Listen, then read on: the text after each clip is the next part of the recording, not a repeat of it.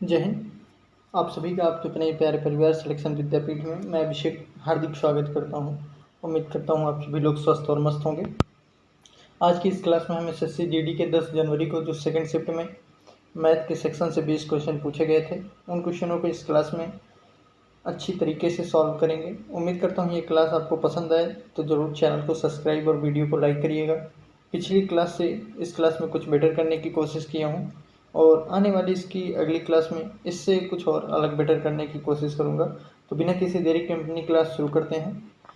हमारे सामने पहला क्वेश्चन दिया गया है, सोनल और अर्जुन मिलकर एक कार्य को 57 दिन में करते हैं। अर्जुन और रोहन 38 दिन में और रोहन और सोनल 38 दिन में पूरा कर सकते हैं।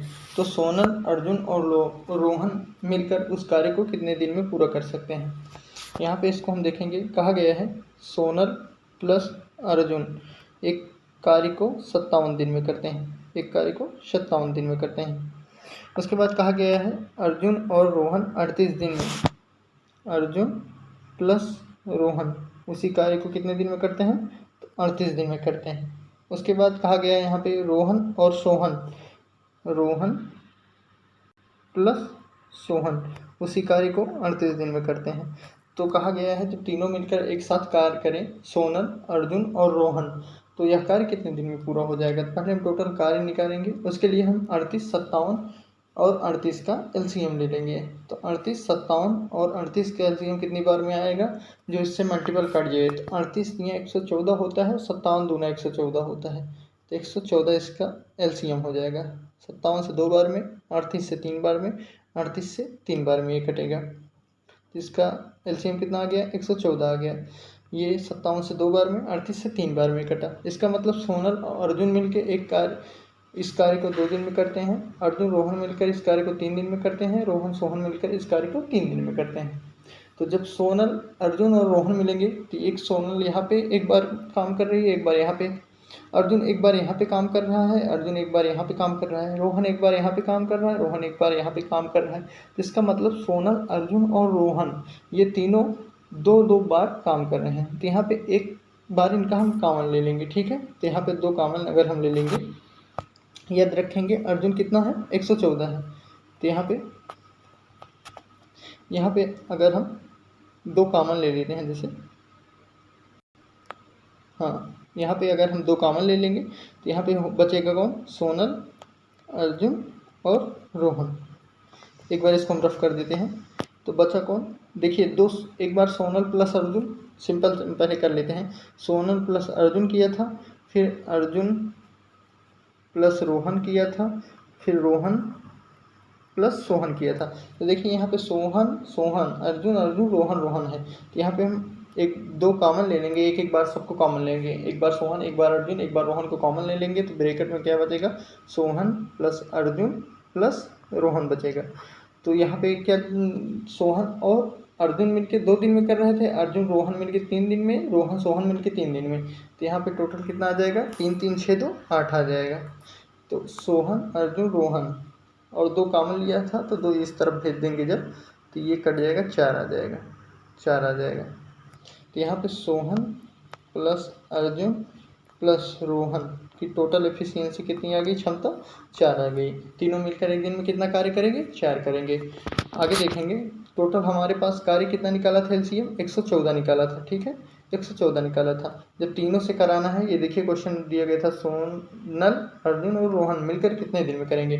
तो तीनों की एफिशिएंसी कितना है, 4। 4 से इसको हम जब डिवाइड कर देंगे कितनी बार में कटेगा, 4 दूना 8 जाएगा, 3 यहाँ पे जाएगा, तो कितनी बार में जाएगा, 4 दूना 8, 4 पंचे 20, 4 सिंह 24, 7 28, 4 8 32, 8 बार में जाएगा, फिर 4 पंचे 20, तो 28.5 बार में ये चला जाएगा। इसका राइट आंसर क्या हो जाएगा, 28.5 इसका राइट आंसर हो जाएगा। ऑप्शन नंबर कौन सा इसका राइट आंसर होगा, ऑप्शन नंबर तीसरा इसका राइट आंसर हो जाएगा। उम्मीद करता हूँ ये क्लास आप लोग, ये क्वेश्चन आप लोग अच्छी तरीके से समझे होंगे। तो इसका अगला क्वेश्चन अब हम देखते हैं। अगला क्वेश्चन क्या कहा गया है, दिया गया है अगला क्वेश्चन में 120 मीटर लंबी एक रेलगाड़ी 60 किलोमीटर प्रति घंटे की चाल से चलते हुए एक पुल को 18 सेकंड में पार करती है। पुल की लंबाई ज्ञात करना है। ट्रेन की लंबाई कितना दिया गया है, हम जानते हैं फार्मूला क्या होता है, डिस्टेंस बराबर स्पीड इनटू टाइम होता है। डिस्टेंस बराबर स्पीड इंटू टाइम। तो एक डिस्टेंस हमको रेलगाड़ी की कितनी दी गई है 120, प्लस हमको ट्रेन की पुल की लंबाई बताना है। ट्रेन की लंबाई 120 है, पुल की लंबाई हमको बताना है। उसके बाद स्पीड कितनी दी गई है 60 किलोमीटर प्रति घंटा। ठीक है, 60 किलोमीटर प्रति घंटा। पर यहाँ पे हम देखेंगे कि ऑप्शन में भी हमारा जो पुल की लंबाई है वो मीटर में दी गई है, ट्रेन की लंबाई भी मीटर है, तो स्पीड को भी हम मीटर प्रति सेकंड में बनाएंगे। अगर किसी स्पीड जो किलोमीटर प्रति घंटा में है उसको मीटर प्रति सेकंड में बदलना है तो उसको हम 5/18 से गुणा कर देते हैं, 5/18 से गुणा कर देंगे। तो ये 60 किलोमीटर प्रति घंटे जो है ये मीटर प्रति सेकंड में आ जाएगी इसकी स्पीड। और अगर मीटर प्रति सेकंड में है उसको किलोमीटर प्रति घंटे में बदलना है तो वहाँ पे हम 18/5 से गुणा करते हैं। और टाइम हमको कितना दिया गया है 18 सेकंड की दिया गया है। इसको सॉल्व कर लेंगे तो सिंपल से हमारा पुल की लंबाई पता चल जाएगी। 18 से इसको सॉल्व करेंगे तो क्या हो जाएगा, 18 से 18 कैंसिल हो जाएगा, 18 से 18 कैंसिल हो जाएगा। यहाँ पे 60 प्लस 60 इंटू 50 बचेगा। यहाँ पे 120 प्लस पी पुल की लंबाई बराबर 6 पंचे, यहाँ पे 5 बचा है और 60 बचा है। जब इनको गुणा करेंगे 6 पंचे 30 मतलब 300 हो जाएगा। तो यहाँ पे पुल की लंबाई निकालेंगे तो यहाँ पे 120 को हम जब इधर भेजेंगे तो 300 में से जब 120 घटेगा तो टोटल 180। पुल की लंबाई कितना आ जाएगी यहाँ पे निकल के 180। ऑप्शन नंबर 1 इसका क्या हो जाएगा, राइट आंसर हो जाएगा। उम्मीद करता हूँ ये क्वेश्चन भी आप लोग काफ़ी अच्छी तरीके से समझे होंगे। ज़रूर चैनल को सब्सक्राइब करेंगे और कमेंट में ज़रूर बताएंगे कि आपको ये क्वेश्चन सॉल्व कराने का तरीका पसंद आ रहा है या नहीं। आगे देखेंगे, तीसरा क्वेश्चन दिया गया है, एक टेबल फैन को 2827.606 में बेचने पर इसे 2230 में बेचने पर होने वाली हानि से 14% अधिक लाभ मिलता है।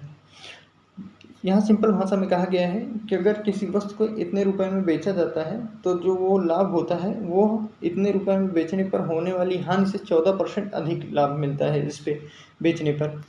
तो 14% लाभ प्राप्त करने के लिए वस्तु का विक्रय मूल्य हमको सेलिंग प्राइस बताना है। सिंपल भाषा में ये कहें तो यहाँ पे, तो इसको जब हम सॉल्व करेंगे तो यहाँ पे इसको हम सिंपल तरीके से सॉल्व करेंगे। तो यहाँ पे पहले हमको इसका सीपी निकालना होगा। तो हम सिंपल तरीके से इसको 2827.06 के बीच में यहीं कहीं सीपी हमारा होगा, क्रय मूल्य होगा 2230 दिया गया है। तो यहाँ पे बीच में हमारा कहीं सीपी होगा।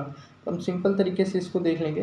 बोला गया है कि 14% लाभ पर 14%, देखिए 2827.06 में बेचने पर इसे 2230 रुपये में बेचने पर होने वाली हानि से 14% अधिक लाभ प्राप्त होता है। 14% को अगर हम फ्रैक्शन में बदलेंगे तो इसको फ्रैक्शन में बदलने के लिए क्या करेंगे, 14/100 कर देंगे। तो ये कैसे कटेगा, इसको हम काटेंगे 2 से काटेंगे 7 बार में, 2 से काटेंगे 50 बार में, जिसका फ्रैक्शन क्या आ जाएगा 7 कितना आ जाएगा 7/50 इसका फ्रैक्शन वैल्यू आ जाएगा। ठीक है, 7/50 इसकी फ्रैक्शन वैल्यू आ जाएगी।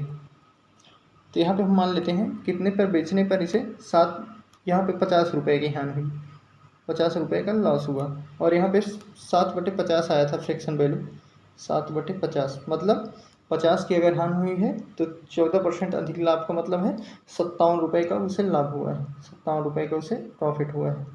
यहाँ तक आपको क्लियर हुआ। अगर हमको सीपी निकालना है तो हम प्रॉफिट में से उसका प्रॉफिट घटा देंगे और लॉस में उसका लॉस जोड़ देंगे तो हमारा सीपी तक हम पहुँच सकते हैं। तो इसके लिए हम क्या करेंगे, सिंपल नए पेज में देखेंगे।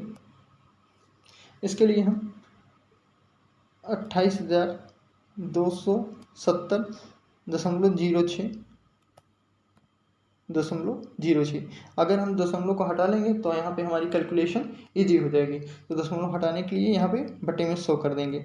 फिर यहाँ पे 2230, अगर यहाँ पे हम बटे के 100 हटाना चाहते हैं तो यहाँ दोनों तरफ 100 का अगर हम गुणा करा देंगे, दोनों पक्षों में अगर हम 100 का गुणा करा देंगे तो यहाँ से बटे में हमारा 100 कट के ये हट जाएगा, तो यहाँ पे गुणे 100 हो जाएगा। यहाँ तक क्लियर हो। यहाँ पे जब 100 से गुणा कराए तो ये बटे में 100 था, पॉइंट हटा था, यहाँ पे पॉइंट था, ये हटा था तो यहाँ 100 आया था। 100 से दोनों पक्षों में जब गुणा करा देंगे तो ये हट गया इधर, तो इधर डबल 100 से गुणा हो गया। सिंपल तरीके से अगर हम इसको कहें तो इसको तो यहाँ पे 28,270 827.06 हो जाएगा। और यहाँ पे क्या हो जाएगा 2230 और 00 हो जाएगा। यहाँ तक क्लियर हुआ, आप सभी को समझ में आया। इसके बाद हम देखेंगे कि हमारा रेशियो कितना निकल के आया था। यहाँ पे CP एक जगह था ना, यहाँ पे हमारा CP था, बीच में यहीं कहीं हमारा CP होगा। तो जब CP में हम 57 जोड़े थे ना, क्योंकि हमको 14% का अधिक लाभ हुआ था, तो यहाँ पे 57 था और यहाँ पे कितना था 50 था। ये लॉस हुआ था और यहाँ पे प्रॉफिट हुआ था, तो हम प्रॉफिट में से ये घटा देंगे, ये ध्यान रखेंगे, ठीक है। प्रॉफिट हम 57 रेशियो को घटा देंगे और इसमें 50 रेशियो को जब हम जोड़ देंगे तो हमारा CP पहुँच जाएंगे। क्लियर हुआ इतना? आगे देख लेते हैं हम। यहाँ पे हम करेंगे 2827.06 प्लस माइनस होगा ना, क्योंकि प्रॉफिट हो रहा है 57 का, तो 57 का घटाएंगे। इसमें 57 रेशियो का प्रॉफिट हो रहा था ना, 57 को घटा देंगे और इसमें क्या करेंगे, इसमें हमको 50 रेशियो का लॉस हो रहा था, तो इसमें हम 50 रेशियो को जोड़ देंगे, इंक्लूड कर देंगे, तो ये हमारा CP तक पहुँच जाएंगे। आगे इसको सॉल्व करेंगे जब हम, तो यहाँ पर क्या हो जाएगा, इसको हम इस तरफ भेज देंगे, इधर भेजेंगे। इसको जब हम घटाएंगे 2,82,706 में 2,23,000 को जब हम घटाएंगे तो हमारा कितना आ जाएगा। रेशियो में पहले हम 57 आर को 50 आर में, इधर माइनस में था, इधर भेजेंगे प्लस में हो जाएगा, तो 107 आर हो गया, 107 आर हो गया। लिखने में थोड़ा बोर्ड में प्रॉब्लम हो रहा है, इस कारण से थोड़ा सा आप समझिए, हम पूरा बता रहे हैं एक तरीके से। तो जब 57 आर इधर था माइनस में किए थे ना, क्योंकि प्रॉफिट हुआ था तो इसमें घटाए थे हम, इसमें 57 आर को घटाए थे, प्रॉफिट हुआ था, और इसमें 50 आर को जोड़े थे। जब 57 आर माइनस में था इधर, और इधर माइनस में 50 आर था, प्लस में 50 आर था, इधर माइनस में 57 आर था, क्योंकि लॉस हुआ था 50 आर का। तो 50 आर को जब हम इसमें जोड़ेंगे तो हमारी CP वैल्यू प्राप्त होगी। तो इधर से माइनस में जब CP 57 आर को इधर भेजेंगे तो प्लस में हो जाएगा, तो जब जुड़ेगा 107 आर हो जाएगा। और इसको जब हम घटाएंगे आपस में तो ये हमारा प्राप्त कितना होगा, 59,700 रुपये ये हमारा प्राप्त हो जाएगा। 59,700 ये हमारी वैल्यू प्राप्त हो जाएगी 107 आर की। अगर हम आर की वैल्यू प्राप्त करना चाहेंगे, आर की वैल्यू प्राप्त करना होगा तो यहाँ 7 से भाग करेंगे, तो ये हमारा कट के कितना आ जाएगा, आर की वैल्यू हमारी आ जाएगी। अगर हम काटेंगे 107 5 बार में काटेंगे तो 500 7 25 35 535 हो जाएगा। 5 बार में पहले इसको काटेंगे इजी तरीके से, उसके बाद फिर से 5 7 35 हो गया। यहाँ पे बचे 35 35 70, तो यहाँ पे इसको हम काटेंगे टोटल, तो हमारा 558 ये वैल्यू आ जाएगी। 107 से जब 59,700 काटेंगे तो हमारी एक आर की वैल्यू 558 आ गई, ये ध्यान रखेंगे। 558 एक आर की वैल्यू आ गई। अगर हम चाहें तो प्रॉफिट में 57 आर को घटा के CP निकाल लें, या लॉस में 50 आर को जोड़ के निकाल लें, तो ठीक है। हम इसको क्या करेंगे, हम इसको प्रॉफिट में घटा लेंगे। तो 2,82,706 में हम यहाँ पे माइनस प्लस 57 आर किए थे, माइनस 57 प्लस आर की वैल्यू हमने कितना निकाला था, 558 का गुणा कर देंगे, 558 का हम गुणा कर देंगे, तो ये हमारी टोटल वैल्यू आ जाएगी। इसको गुणा करेंगे तो ये हमारा हो जाएगा 31,806, ये हमारी टोटल वैल्यू हो जाएगी। जब 57 को 558 में गुणा करेंगे तो अब 2,82,706 में 31,806 को जब हम घटाएंगे, 31,806 को जब हम घटाएंगे तो ये हमारी टोटल वैल्यू कितनी आ जाएगी, 25,09,00, ठीक है। 25,09,000 हमारी टोटल वैल्यू आ जाएगी, ये ध्यान रखेंगे। ये हमारा क्या हो जाएगा, CP की वैल्यू हमको कितना मिल गई, 25,09,000 हमको CP की वैल्यू मिल गई। CP बराबर 25,09,000 हमको CP की वैल्यू मिल गई। अब बोला 14% लाभ पर बेचने के लिए इसका विक्रय मूल्य, ठीक है, ये 100 की वैल्यू है। 14% लाभ प्राप्त करना, सीधा 114 की वैल्यू रख देंगे। ये तो 14% हम निकाल कर 25,09,000 में जोड़ देते हैं। यहाँ पे हम सिंपल जोड़ेंगे नहीं, सीधा 114 की वैल्यू रख देंगे, तो 00 से यहाँ 00 काट देंगे, और 25,900 को जब हम 114 में गुणा करेंगे तो ये हमारा कितना हो जाएगा, ये हमारा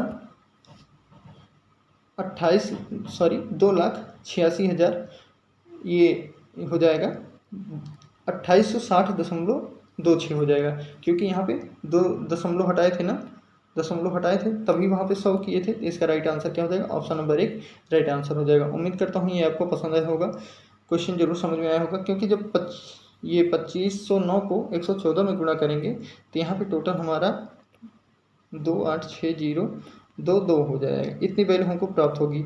अब यहाँ पे हम कहेंगे क्यों पॉइंट वाला ले लिए, क्योंकि यहाँ पे हमने पॉइंट हटा के तभी 100 लगाया था, तो यहाँ पे हम पॉइंट फिर लगा देंगे, तो ये हमारा 2860.6 आंसर हो जाएगा। ऑप्शन नंबर 1 राइट आंसर हो जाएगा। उम्मीद करता हूँ ये क्वेश्चन आप लोगों को अच्छी तरीके से समझ में आया होगा। अगला क्वेश्चन देखेंगे। अगला क्वेश्चन देखेंगे क्या कहा गया है। कहा गया है एक कपड़े की दुकान ने शर्ट पर 30% की छूट की घोषणा की। रिवान छूट में 810 रुपये बचाना चाहता है। ऐसा करने के लिए उसे कितने शर्ट खरीदने चाहिए यदि प्रत्येक शर्ट का अंकित मूल्य 540 है। तो हमारा MP हमेशा छूट जो है वो मार्क प्राइस मतलब अंकित मूल्य पर दिया जाता है, और हमेशा लाभ और हानि जो होता है वो क्रय मूल्य पर होता है, ये ध्यान रखेंगे। तो यहाँ पे 540 हमारा अंकित मूल्य था। 30% की प्रत्येक शर्ट पर छूट दी जा रही थी, तो यहाँ पे 30% की छूट दी जाएगी, 70% पर बेची जाएगी। ठीक है, 70% पर बेची जाएगी। तो इसका 70% हम निकालेंगे, कितना हो जाएगा,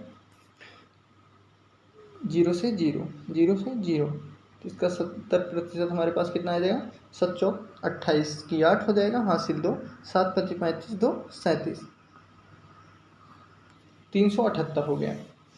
378 हो गया। तो अब हम 378 को जब 540 में घटाएंगे, 378 को जब हम यहाँ से 378 में हम एक शर्ट को बेचेंगे, ये ध्यान रखेंगे। 378 में एक शर्ट को हम बेचेंगे, तो यहाँ पे 10 में से 8 जाएगा तो कितना हो जाएगा, 2 हो जाएगा। यहाँ पे 3 बचा, इधर से हासिल लेंगे 13, 13 में से 7 जाएगा, कितना हो जाएगा, 8 हो जाएगा। ठीक है, 13 में से 7 जाएगा, कितना हो जाएगा, सॉरी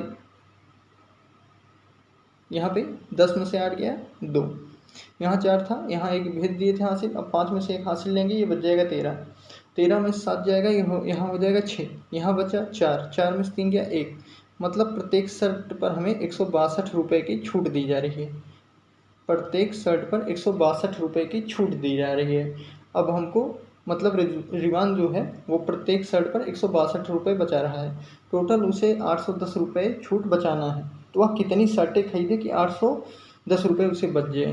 तो जब हम 162 को 5 से गुणा कर देंगे, 5 से गुणा कर देंगे तो ये 810 हो जाएगा। 810 मतलब रिवान को टोटल अगर 810 रुपये बचाना है, 30% की छूट पर प्रत्येक शर्ट को लेना है और 810 रुपये बचाना है, उसे टोटल 5 शर्ट खरीदनी पड़ेगी। जिसका राइट आंसर क्या हो जाएगा, ऑप्शन नंबर 1 इसका राइट आंसर हो जाएगा।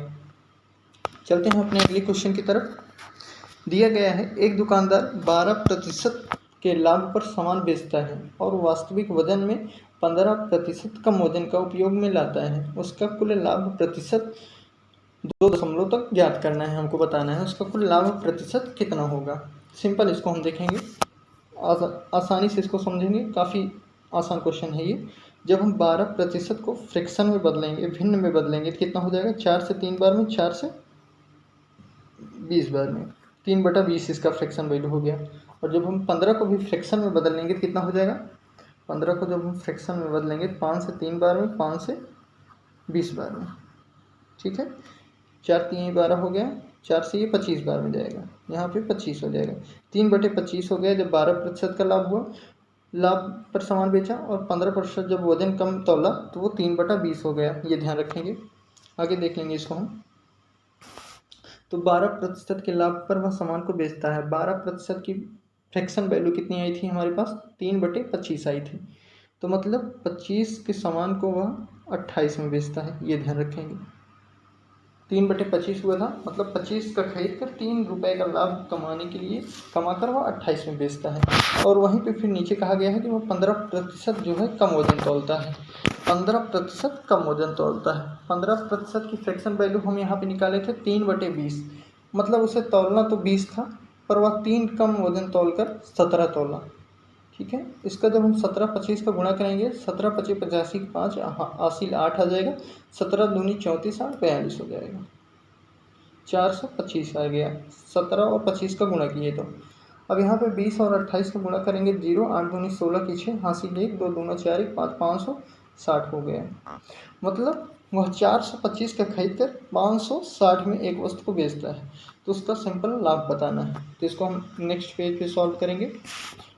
तो जब 560 में 425 को घटाएंगे हमारे पास यहाँ पे कितना आ जाएगा, 135 रुपये का वन नेट मार्जिन कमाता है। किस पे कमा रहा था, 425 पे वो खरीदा था टोटल, 425 पे 100 से गुणा कर देंगे इसको सॉल्व करें कितना जाएगा, ये कितनी बार में, 25 अट्ठे 200 होता है, 25 अट्ठे 200, 25 12 13 बार में ये जाएगा, ठीक है 13, ये 25 चौका 100 हो जाएगा, 13 से काटेंगे, अब यहाँ पे नहीं कटेगा, तो 135 का जब 4 में गुणा करेंगे कितने हो जाएगा, 5 चौक 20 की 0 हासिल 2, 13 चौको 52, 5 चौक 20 की 0 हासिल 2, 4 3 12 2 14 की 4 हासिल है 1, 4 1 कम 4 1 5, यहाँ पे आ गया 540 को जब 13 से डिवाइड करेंगे कितनी बार में जाएगा, 13 चौको 52, ठीक है 13 चौको 52। यहाँ पे हमने थोड़ा गलत किया है, ये देख लेंगे, कैलकुलेशन मिस्टेक है थोड़ा। सिंपल इसको हम 135 का हमको प्रॉफिट हुआ था 425 पे, और 100 रुपये इसको हमको निकालना है प्रतिशत में बदलने के लिए। किसी भी संख्या को प्रतिशत में बदलना है तो इसको हम 100 से गुणा करते हैं। इसको हम सिंपल तरीके से सॉल्व करेंगे पहले कैलकुलेशन, तो इसको हम यहीं से कर लेते हैं। तो यहाँ से जब इसको हम काटेंगे तो 5 से यहीं से काट लेते हैं, तो ये 5 दूना 10, 5 से 35, 27 बार में गया, 5 से इसको काटेंगे तो कितनी बार में, 5 8 40, 2 42 उधर गया, 5 5 25। फिर इसको हम अगर सॉल्व करेंगे तो 5 से काटेंगे 17 बार में जाएगा, इसको 5 से काटेंगे तो ये 20 बार में जाएगा। 27 और 20 का गुणा करेंगे तो हमारे पास कितना आ जाएगा, 27 20 0 हो गया, 4 5 540 हमारा गुणा आ गया। 540 को जब 17 से काटेंगे तो कितनी बार में जाएगा, 17 त्रिक 51, एक इधर गया, 17 त्रिक 51 बचा 3 हासिल लगा इधर, इसको काटेंगे तो कितनी बार में जाएगा, 17 1 तो 17 हो जाएगा, 17 से फिर कितनी बार में जाएगा, 17 1 17 हो गया, बचा 13, मतलब टोटल दशमलव लगाएंगे तो वहाँ 0 बढ़ेगा, 130 हो जाएगा। इसको नेक्स्ट पेज पे देख लेते हैं।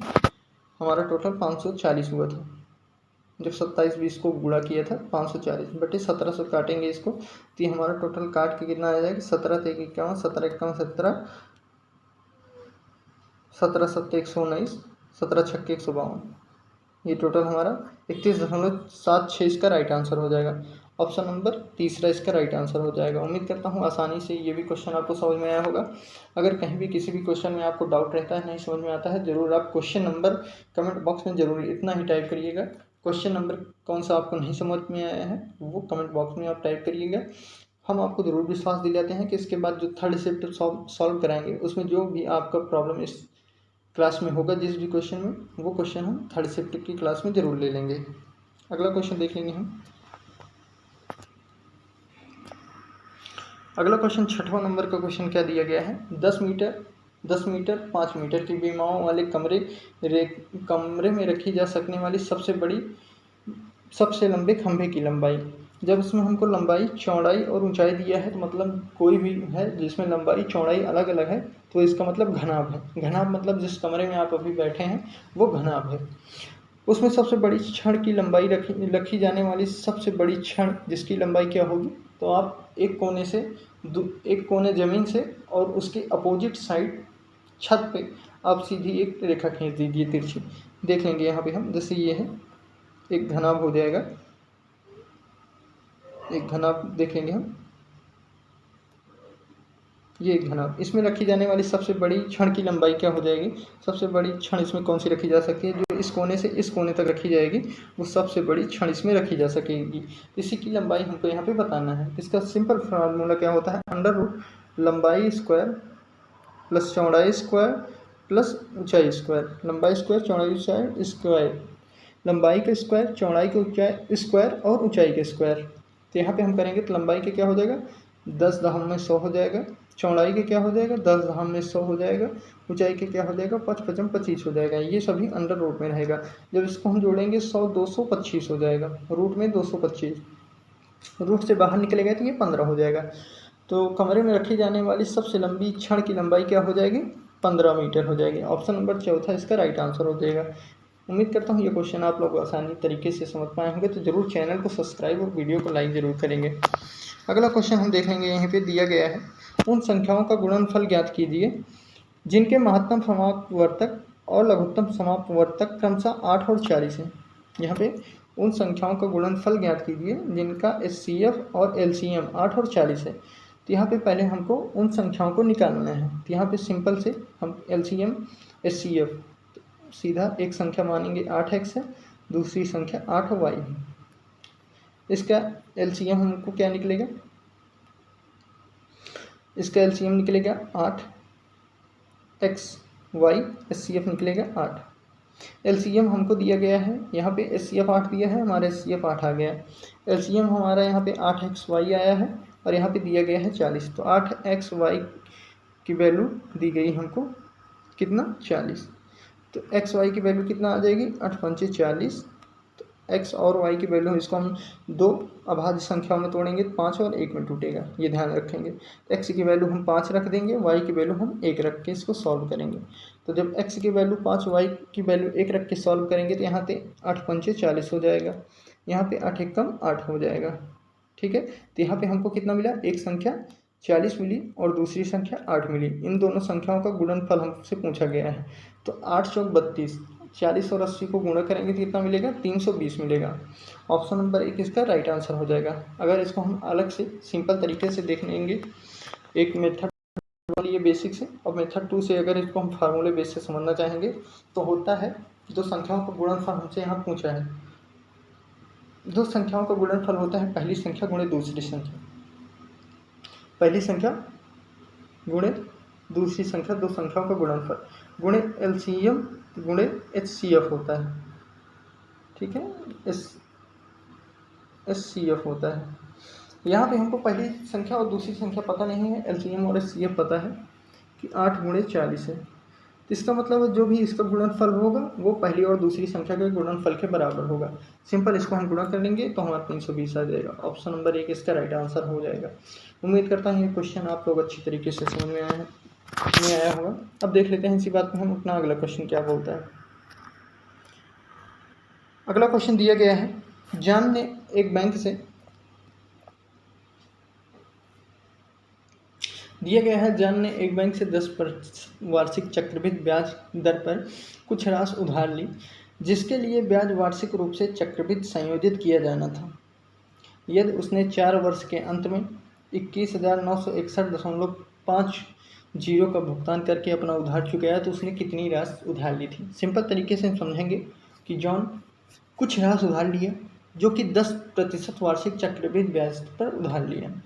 उसने 4 वर्ष के लिए टोटल ब्याज को उधार लिया था, जो कि 4 वर्ष बाद उसने 21,961.5 रुपये उसे लौटाया। तो 21,961.5 रुपये में हमारा क्रय मूल्य और ब्याज दोनों इंक्लूड है। तो यहाँ पे हमको जो है मूलधन बताना है, तो कितनी उधार ली गई थी राशि बताना है। तो इसके लिए हम सिंपल क्या करेंगे, मान लेंगे कोई राशि, सिंपल तरीके से समझेंगे, एक्स थी, 10% वार्षिक ब्याज दर से 4 वर्ष के लिए। तो 10% को अगर फ्रैक्शन में बदलेंगे, 10/100 को जब डिवाइड करेंगे तो 1/10 आ जाएगा। मतलब 10 की राशि पे वह एक ब्याज चुका के 11 रुपये भुगतान किया था। ठीक है, इतना समझ गए हम। तो इसको हम माने थे राशि एक्स थी, तो 10 से 11 हुआ अमाउंट, और यह 4 वर्ष के लिए था, तो 4 बार ये अमाउंट 10 से 11 हुआ था। ठीक है, 10 से 11 ये अमाउंट 4 बार हुआ था। आखिरकार जाके लास्ट में इसे 21,961 चुकाना पड़ा। जब हम x के बाद इन सभी वैल्यू को 21,961 की तरफ भेजेंगे तो ये वैल्यू जो है पलट जाएगी। यहाँ पे देखेंगे 21,961 दशमलव हटा के हम सीधा यहाँ पे एक 10 लगा लेते हैं, एक अंक के बाद दशमलव है, क्योंकि यहाँ पे एक जीरो का कोई मतलब नहीं है। जो जीरो लगा लेंगे यहाँ दशमलव था हटा के, फिर ये एक कट जाएगा तो इसका कोई मतलब नहीं रहेगा, इसलिए एक जीरो हम हटा देते हैं। अब वहाँ से 11/10 था, इधर आ जाएगा तो 10/11 हो जाएगा। 10/11, 4 बार था तो 4 बार 10/11 हो जाएगा। 10/11, 10/11, 10/11। इसको सॉल्व करेंगे तो एक 10 से एक 10 कटेगा, 11 से काटेंगे तो 11 एकम 11 कटेगा, 11×9 = 99, फिर 11×9 = 99, 11×6 = 66, 11×5 = 55। फिर से ये 11 से कट जाएगा। 11 से काटने की ट्रिक देखेंगे तो इसको मल्टीपल देख लेंगे। 9 1 10 5 15 हो गया, 9 6 15। अगर इन दोनों को घटाने पर 0 आ रहा है या घटाने पर 11 आया है तो वो संख्या जरूर 11 से कटेगी। तो इसको फिर से 11 से काटेंगे तो कितनी बार में कटेगा ये हमारा? 11 × 1 = 11 हो जाएगा, 11 × 8 = 88, 11 × 1 = 11, 11×5 = 55। अभी ये 1 1 2 8 5 13, मतलब 13 में से 2 जाएगा, 11 बचेगा। फिर से ये 11 से कटेगा, तो 11 से काटेंगे तो 11 × 1 = 11 कटेगा, 11×6 = 66, 11×5 = 55। अभी क्या ये 11 से कटेगा, 5 1 6 6, तो ये भी कटेगा। तो 11 से काटेंगे, 11 1 = 11 कटेगा, 11 1 = 11 कटेगा, 11×5 = 55 हो जाएगा। यहाँ पे 15 आ गया काट के हमारा। ऊपर 1 10 बचा था, ऊपर 1 10 बचा था, 2 10 3 10, ठीक है। तो जब तीनों 10 को गुणा करेंगे तो ये 1000 हो जाएगा। यहाँ पे 15 है तो यहाँ पे 3 जीरो और लगा लेंगे। इसका राइट आंसर क्या हो जाएगा? 15,000। उसने टोटल कितना अमाउंट उधार लिया था? ऑप्शन नंबर सी इसका राइट आंसर हो जाएगा। 15,000 उसने टोटल उधार लिया था। ये क्वेश्चन आप लोग अच्छी तरीके से समझे होंगे उम्मीद करता हूँ। अगला क्वेश्चन देखेंगे अब। 9वें नंबर का क्वेश्चन क्या कहता है? 9वें नंबर का क्वेश्चन देखेंगे। दिया गया है 400 मीटर लंबी एक वृत्त दौड़ में ए और बी एक ही बिंदु से एक ही समय पर क्रमशः 10 मीटर प्रति सेकंड, 16 मीटर प्रति सेकंड की चाल से चलना शुरू करते हैं। समान दिशा में दौड़ते हुए वे आरंभ बिंदु पर पहली बार कितने समय बाद मिलेंगे? सिंपल भाषा में इसको समझेंगे। ये वृत्त जो है 400 मीटर का एक ग्राउंड है। एक व्यक्ति है ए जो कि 10 मीटर प्रति सेकंड की दर से दौड़ता है और एक दूसरा है बी जो कि 16 मीटर प्रति सेकंड की दर से एक ही स्थान से उन्होंने दौड़ना शुरू किया। तो मालूम सी बात है, जो 16 मीटर प्रति सेकंड की दर से दौड़ रहा है, जो 16 मीटर प्रति सेकंड की दर से दौड़ रहा है, वो इससे पहले 10 मीटर वाले से ए से पहले दौड़ कर यहाँ पे पहुँच जाएगा। फिर से वो दौड़ना यहाँ कहीं शुरू कर देगा, यहाँ तक पहुँचेगा, तब ए जो है वो आके यहाँ पहुँचेगा। फिर अगला चक्कर वो मारना शुरू करेगा, तो बी जो है यहाँ से दौड़ते दौड़ते कहीं यहाँ पे आ जाएगा, तो ए यहाँ पे पहुँचेगा कहीं, ठीक है। तो इसी प्रकार चलते हुए यहाँ पे बताना है कि वो दोनों किस समय ऐसा आएगा कि जहाँ दोनों आपस में यहाँ पे फिर से मिल जाएंगे। प्रारंभ बिंदु पर पहली बार कब मिलेंगे वे आरंभ बिंदु पर, तो ये हमको बताना है। सिंपल तरीके से हम आपको बताते हैं। तो इसके लिए हम क्या करेंगे, सॉल्व करेंगे इसको हम। तो मानेंगे ए जो है 10 टी चक्कर मारता है, 10 टी चक्कर ये जो है वो मारता है, 10 टी चक्कर मारता है 400 मीटर का ग्राउंड में, और टोटल ए बार चक्कर मारता है। बी जो है 16 T2 से, ये T1 मान लेंगे, चक्कर मारता है। वो 400 मीटर का ग्राउंड के बी चक्कर बराबर मारता है। तो इसको हम रेशियो इसका निकालेंगे, तो 10 और 16 का रेशियो हम निकालेंगे। तो ये कितना आ जाएगा काट के? 5 रेशियो 2 5 10 2 8 16, 5 रेशियो 8 आ गया। और यहाँ पे इसका रेशियो निकालेंगे तो ये कट जाएगा 400 से 400, यहाँ पे बराबर ए रेशियो बी आएगा। मतलब ए बराबर 5, बी बराबर 8 आ गया। एक की वैल्यू हम यहाँ पे रख देंगे, तो 400 ए पे रखते हैं हम वैल्यू, तो 400 ए की वैल्यू हमारे पास 5 आई थी, 5 रख देंगे। और ए कितने से मार रहा था? 10 मीटर पर सेकंड, 10 से कर देंगे। 5 से काटेंगे 2 बार में, 2 से काटेंगे ये 200 बार, मतलब 200 सेकंड उसको लगेगा। उन दोनों को आपस में पुनः मिलने के लिए वहाँ पे 200 सेकंड का टाइम लगेगा। ऑप्शन नंबर 1 फिर इसका राइट आंसर, 2 इसका राइट आंसर हो जाएगा। अगला क्वेश्चन देखेंगे। दिया गया है यदि ए अनुपात ए रेशियो बी बराबर 5 रेशियो 6 और बी रेशियो सी बराबर 6 रेशियो 7, तो A plus B ratio B plus C ratio C plus A बताना है हमको। यहाँ पे सिंपल करेंगे हम, ए बी और सी। तो ए रेशियो बी बराबर 5 रेशियो 6 दिया गया है, बी रेशियो सी बराबर 6 रेशियो 7 दिया गया है। जब A ratio B ratio C निकालेंगे कितना हो जाएगा, इसको क्रॉस मल्टीप्लाई कर देंगे, यहाँ पे हो जाएगा 5 6 30, 6 6 5 6 30, 6 6 36, 7 6 42। इसको और सॉल्व कर लेंगे तो 2 से हम काट देंगे, 2 से हो जाएगा 15 बार में, 2 से 18 दूनी 36, 2 से 21 दूना 42। तो यहाँ पे हमारा कितना आ गया? 15 रेशियो 18 रेशियो 21, ये हमारा ए बी सी का रेशियो आ गया। ये ध्यान रखेंगे। अगला पेज में सॉल्व करेंगे। अब ए बी और सी रेशियो की हमने वैल्यू कितना निकाली यहाँ पे, तो 15 18 21। अब ए प्लस बी, पहले ए बी और सी रेशियो की वैल्यू लिख लेंगे यहाँ पे। तो कितना निकाले थे, 15 रेशियो 18 रेशियो 21 रेशियो। अब यहाँ पे हमको बताना है ए प्लस बी, तो ए प्लस बी 15 और 18 को जोड़ेंगे तो कितना हो जाएगा हमारे पास 33 रेशियो। बी प्लस सी 18 21 को जोड़ेंगे कितना हो जाएगा, 20 10 30 60 38 1 39 हो जाएगा। अब सी प्लस ए 21 15 को जोड़ेंगे कितना हो जाएगा, 36 हो जाएगा। तो इसको अभी हम और सॉल्व करेंगे क्योंकि ऑप्शन नहीं मैच किया, अगर ये होता तो ये भी राइट आंसर हो जाएगा। 3 से अगर इसको हम काटेंगे तो ये 3 से जाएगा 11 बार में, 13 बार में, और ये 12 बार में जाएगा। तो इसका राइट आंसर क्या हो जाएगा, 11 रेशियो 13 रेशियो 12। ऑप्शन नंबर 1 इसका राइट आंसर हो जाएगा। उम्मीद करता हूँ ये क्वेश्चन भी आप लोग अच्छी तरीके से समझे होंगे। ऑप्शन नंबर 1 इसका राइट आंसर हो जाएगा। अगला क्वेश्चन देख लेंगे। एक डीलर अपने माल पर क्रय मूल्य से 15% अधिक अंकित करता है, फिर वह उस पर 20% छूट देता है। उसका हानि प्रतिशत बताना है। सिंपल तरीके से इसको हम देखेंगे। मानते हैं डीलर का क्रय मूल्य 100 था, 15% वह अधिक अंकित किया, 115 रुपये अंकित करता है, फिर वह 20% की छूट देता है। 115% पे जब वह 20% की छूट देगा तो वह 80% पर बेचेगा। 80% की वैल्यू निकालेंगे तो ये कितनी बार हमारा जाएगा, इसको 15 सीधा इसको गुण 8 पंचे 40 हो जाएगा। 115 में 8 का गुणा करेंगे 40 की 0 हासिल 4, 8 1 कम 8 4 12 की 2 हासिल है 1, 8 1 कम 8 8 1 9। ठीक है, कितना आ गया हमारे पास, 920 आ गया। 10 से इसको डिवाइड कर देंगे, 1 0 से 1 0, तो यहाँ पे 92 आ गया। मतलब 15 उसका क्रय मूल्य 100 माना था, 15% के लाभ पर 115 में बेचा, फिर वह 115 20% की छूट दी तो वह 92 में बेचा। तो यहाँ पे हमको बताना है उसका प्रतिशत हानि। 100 की चीज़ को जब हम 92 में बेचेंगे, जब हम 100 की चीज़ को 92 में बेचेंगे तो टोटल हमें 8 रुपये का हानि होगा। यही प्रतिशत बताना है। 8 की हानि होगी, क्रय मूल्य पर 100 माना था, गुणे 100 से 100 कैंसिल हो जाएगा, 8% की हानि हो जाएगी। ऑप्शन नंबर 20 का राइट आंसर हो जाएगा। उम्मीद करता हूँ ये क्वेश्चन भी आप लोग अच्छी तरीके से समझ गए होंगे। अगला क्वेश्चन आप देख लेंगे क्या दिया गया है। एक बेलनाकार टैंक की क्षमता 5632 मीटर क्यूब है। यदि इसके आधार का व्यास 16 मीटर है तो इसकी गहराई बताना है। सीधा सीधा बेलन टैंक की क्षमता जो होती है उसके आयतन के बराबर होती है। बेलन का आयतन का फॉर्मूला होता है पाई आर स्क्वायर एच।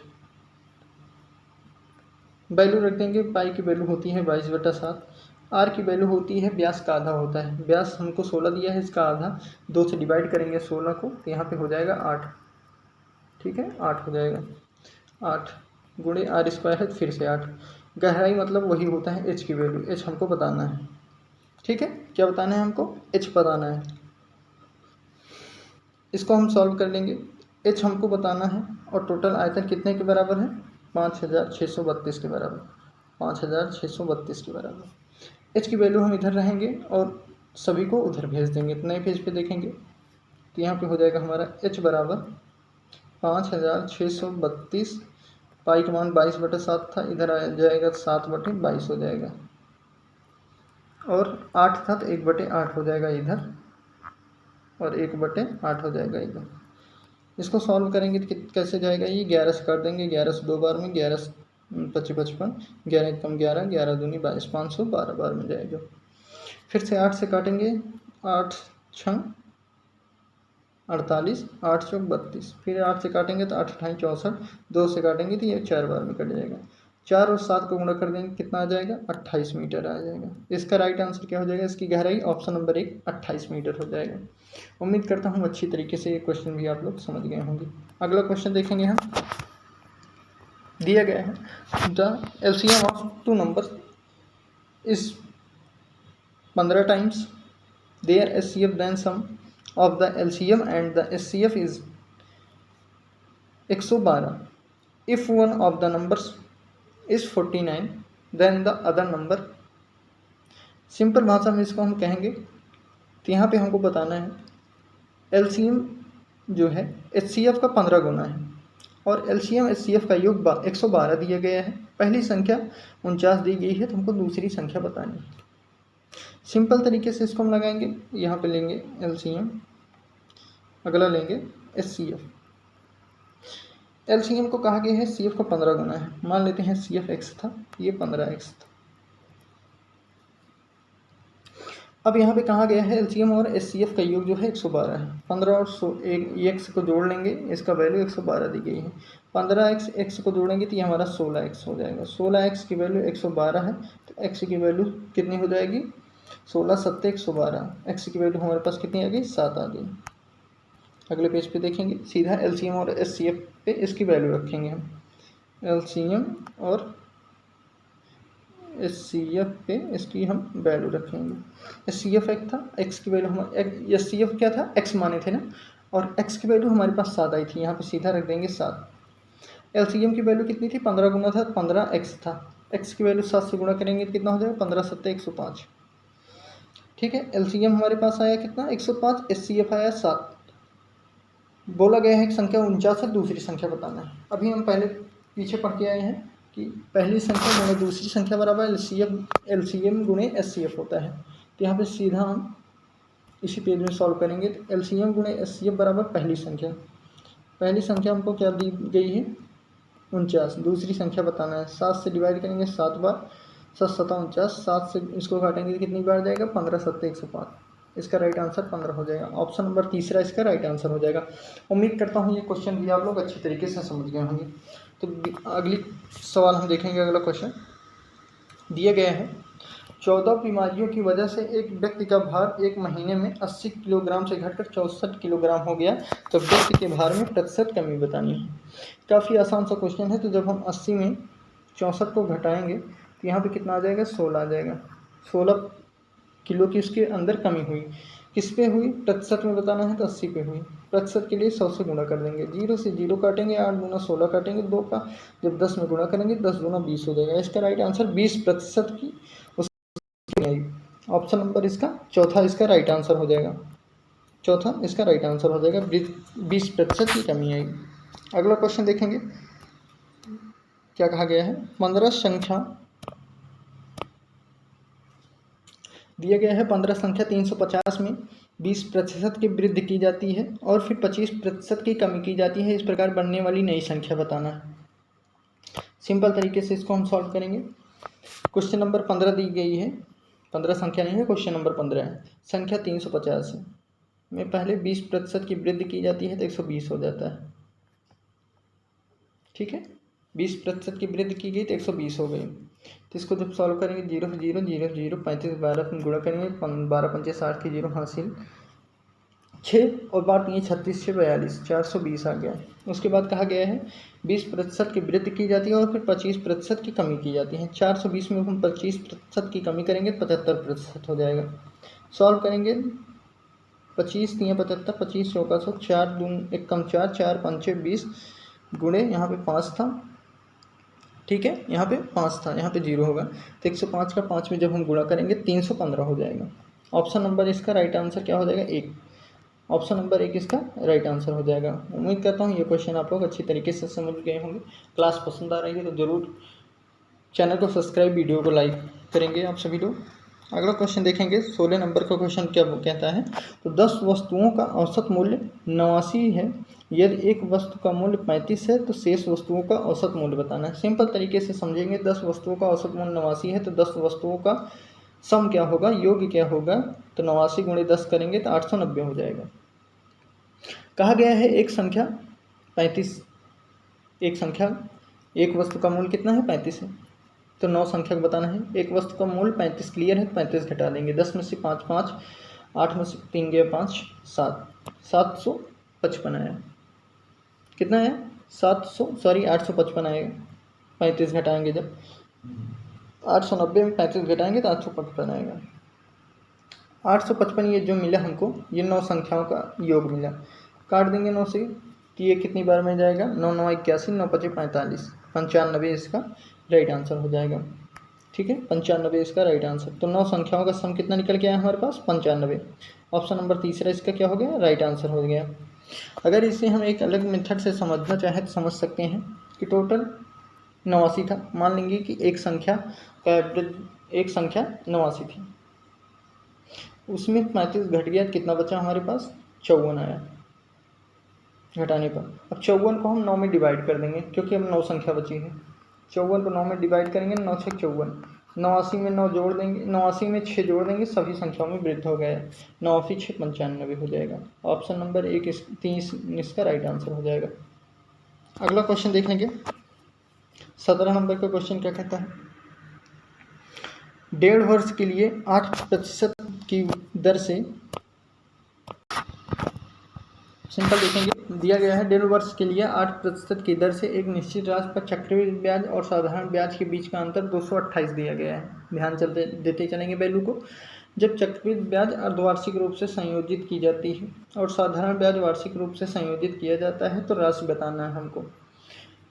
चक्रवृद्धि ब्याज जो है वो हर 6 महीने पे ली जा रही है और साधारण ब्याज वो 1 वर्ष में भी लिया जा रहा है, और इन दोनों का अंतर जो है चक्रवृद्धि ब्याज साधारण ब्याज का अंतर 228 रुपये दिया गया है और 1.5 वर्ष के लिए यह ब्याज लगा हुआ है 8% की दर से। तो साधारण ब्याज सिंपल क्या हो जाएगा, पहले वर्ष के लिए तो 8 हो जाएगा, ESI क्या हो जाएगा, पहले वर्ष के लिए सिंपल 8% हो जाएगा। अगले फिर आधा वर्ष बचा और साधारण ब्याज वार्षिक रूप से लगाया है तो आधा वर्ष के लिए इसको 8 को 2 से डिवाइड कर देंगे, 4 हो जाएगा, सिंपल 4 जोड़ देंगे तो 12% टोटल हमारा SI हो जाएगा। 12% SI लग रहा है। अब चक्रवृद्धि ब्याज निकालने के लिए इसको हमको बोल रहा है अर्धवार्षिक लग रहा है, तो सीधा 8 को 2 से डिवाइड करेंगे क्योंकि 8 जो है वो वार्षिक है, मतलब 12 महीने का है। 6 महीना निकालने के लिए उसको हम 2 से डिवाइड कर देंगे, 4% आएगा। 4% करके 3 बार लगेगा, ठीक है, 4% 3 बार लगेगा। तो जब हम इसको SI निकालेंगे तो इसमें हम सक्सेसिव लगा लेंगे सीधा, तो क्या हो जाएगा 4 + 4 + 4 × 4 अपॉन 100। सॉल्व करेंगे, 4 चौक 16, 4 4 8, 8.16 हो जाएगा। एक बार और सक्सेसिव लगा लेंगे क्योंकि 3 बार लगेगा, अर्धवार्षिक है, अर्धवार्षिक मतलब 18 महीने, तो 6 6 6 3 बार लगेगा। तो 2 बार का हमारे पास कितना आया, 8 दशमलव कितना आया था, 16 आया था, 8.16। फिर से 4% का आएगा एक बार, 1 साल का ये है, 6 महीने के ये, तो 1.5 साल हो जाएगा। प्लस इसको हम सीधा 816 कर देंगे, नीचे पॉइंट लगा देंगे 2, ठीक है। यहाँ पे गुणा हो जाएगा 4 × 100। इसको टोटल हम अगर सॉल्व कर लेंगे तो ये हमारा सॉल्व करने के बाद कितना आ जाएगा, 12.4864। यह हमारा 3 वर्ष का अर्धवार्षिक रूप से चक्रवृद्धि ब्याज होगा। साधारण ब्याज हमारा कितना आया था, 12 आया था। जब हम घटाएंगे तो हमारे पास 0.4864 आएगा, ये ध्यान रखेंगे। 0.4864 जो है वो 228 की वैल्यू है। 228 किसकी वैल्यू है, जो हमारा बचा था 0.4864। ये पॉइंट हटाएंगे तो यहाँ पे 4 जीरो लगा देंगे, 4 जीरो लगा देंगे। अब इसको प्रतिशत में निकालना है तो 100 से गुणा कर देंगे। इसको हम सॉल्व करेंगे तो ये काट पीट के हमारे पास कितना आ जाएगा, ये काट पीट के जब हम मल्टीप्लाई करेंगे तो ये हमारा 46,875 समथिंग आ जाएगा। उम्मीद करता हूँ ये आप सॉल्व कर लेंगे इतना काट के, क्योंकि अभी बोर्ड में जगह की कमी है, तो अगर हम काटने लगेंगे तो काफ़ी बड़ा ये हो जाएगा। तो इस कारण से इसका राइट आंसर क्या हो जाएगा, 46,875। ऑप्शन नंबर 3 इसका राइट आंसर हो जाएगा। अगला क्वेश्चन देख लेंगे। क्वेश्चन नंबर 18 क्या कहता है, 7, 5 और 3 का चौथा अनुपात और 7 और 13 का तीसरा अनुपात के बीच अनुपात बताना है। तो यहाँ पे चौथे अनुपात का क्या होता है फार्मूला, यहाँ पे BC/A होता है, 5 × 3/7 हो जाएगा। 5 × 3/7 अनुपातें, इसको हम सॉल्व करेंगे तो भाई 5 से 15/7 हो जाएगा, काफ़ी लेंथी हो जाएगा, पॉइंट में आएगा, इसलिए अभी हम नहीं सॉल्व करेंगे, सीधा लिख लेंगे इतना। ये बोला गया है 7, 5, 3 का चौथा समानुपात तथा 7, 13 का तीसरा समानुपात के बीच अनुपात बताना है। तो 7, 13 का तीसरा समानुपात का क्या होता है, B²/A। तो 13 × 13/7, 7 से 7 कैंसिल हो जाएगा, ये हो जाएगा 5 3 15, 13 13 में 169 हो जाएगा। कितना राइट आंसर यहाँ पे आ गया अनुपात, 15:169। इसका राइट आंसर क्या हो जाएगा, 15:169। किस में दिया गया है, ऑप्शन नंबर 1 इसका राइट आंसर हो जाएगा। उम्मीद करता हूँ ये क्वेश्चन भी आप लोग अच्छी तरीके से समझ गए होंगे। अगला क्वेश्चन देख लेंगे। दिया गया है A और B एक काम को अलग अलग क्रमशः 10 दिन 15 दिन में कर सकते हैं। बी अकेले 3 दिन कार्य करता है फिर वह काम को छोड़ देता है। बी अकेले 3 दिन काम करता है फिर वह कार्य छोड़ देता है। ए से इस कार्य को कितना दिन में करेगा? पहले हम कार्य टोटल निकालने में कितना है, ए बी 10 दिन और 15 दिन में करते हैं। एलसीएम कितना आ जाएगा हमारा, 30 आ जाएगा। टोटल वर्क हमारा कितना आ गया, 30। ये 3 बार में जाएगा, ये 2 बार में जाएगा। ठीक है, ये 3 बार में गया और ये 2 बार में गया। 10 3 30, 15 2 30। एक ही एफिशिएंसी एक दिन में कितना कार्य कर रहा है, 3 कार्य। बी एक दिन में 2 कार्य कर रहा है। अब बोला है बी 3 दिन कार्य करके फिर छोड़ देता है तथा फिर वह छोड़ देता है। 3 दिन का कार्य कितना हो जाएगा बी का, एक दिन में 2 कार्य कर रहा है, 3 दिन में कितना करेगा, टोटल 6 कार्य करके छोड़ दिया। टोटल हमारे पास 30 कार्य था, 30 कार्य में 6 कार्य खत्म हो गया, कितना बचा, 24 कार्य बचा। अब यह कार्य कौन करेगा, ए करना है, ए द्वारा शेष कार्य करना है। ए कितना एफिशिएंसी है एक दिन की, 3 से काट देंगे, कितनी बार में कटेगा, 8। मतलब टोटल शेष कार्य को ए कितने दिन में कट डालेगा, तो इसका राइट आंसर क्या हो जाएगा, 8 दिन। ऑप्शन नंबर तीसरा इसका राइट आंसर हो जाएगा। ऑप्शन नंबर तीसरा इसका राइट आंसर हो जाएगा। उम्मीद करता हूँ ये क्वेश्चन भी आप लोग अच्छे तरीके से समझ गए होंगे। अगला क्वेश्चन हम देख लेते हैं। आज का लास्ट क्वेश्चन दिया गया है, एक बस स्टेशन पी से क्यू तक 70 किलोमीटर प्रति घंटे की चाल से, क्यू से पी तक 90 किलोमीटर प्रति घंटे की चाल से जाती है। पूरी यात्रा के दौरान औसत चाल, औसत चाल का फार्मूला क्या होता है, सिंपल हम जानते हैं, 2xy अपान x प्लस वाई औसत चाल का होता है। जब ध्यान से सुनिएगा, जब दूरी समान हो, डिस्टेंस समान हो, बस जाने आने की स्पीड जो है वो अलग हो, तो सीधा औसत चाल का फार्मूला 2xy अपान x प्लस वाई लगा देंगे। देखते हैं आंसर आता है कि नहीं, तो आप लोगों को क्लियर हो जाएगा। 2x की वैल्यू 70, y की वैल्यू 90, x प्लस वाई जोड़ देंगे तो 9 7 कितना हो जाएगा, 9 7 16 हो जाएगा, 160। सॉल्व करेंगे, 0 से 0, 2 से 8 बार में, 2 से 35 बार में, 2 से 4 बार में, 35 गुणे 9 करेंगे, कितना हो जाएगा हमारे पास, 35 में होंगे 315 बटे 4। इसको हम काट के सॉल्व कर लेंगे तो ये कितना हो जाएगा, 78.75 ये समथिंग आ जाएगा। ऑप्शन नंबर 1 इसका राइट आंसर हो जाएगा। उम्मीद करता हूँ ये क्वेश्चन आप समझ गए होंगे। काफ़ी लोग के मन में ये दूसरे मेथड से सॉल्व करने का आया होगा, तो हम देख लेंगे, 2 मिनट लगेगा। दूसरे मेथड से इसको हम कैसे सॉल्व करेंगे, तो ऐसी एक स्पीड 70 है, एक स्पीड 90 है, ऐसी संख्या मानेंगे इसकी डिस्टेंस जो कि 70 और 90 दोनों से कट जाए, 70 और 90 दोनों से कट जाए, ऐसी डिस्टेंस हम मानेंगे। तो 90 70 का एलसीएम क्या हो जाएगा, तो 630, 963 होता है ना, 0 0 कॉमन लेंगे, 963, 630 इसका टोटल एलसीएम आ जाएगा। मान लेंगे एक तरफ की दूरी 63 है। औसत चाल बराबर क्या होता है, कुल दूरी बटे कुल समय। ठीक है, एवरेज स्पीड बराबर क्या होता है, एवरेज स्पीड बराबर होता है टोटल डिस्टेंस बटे टोटल टाइम। ठीक है,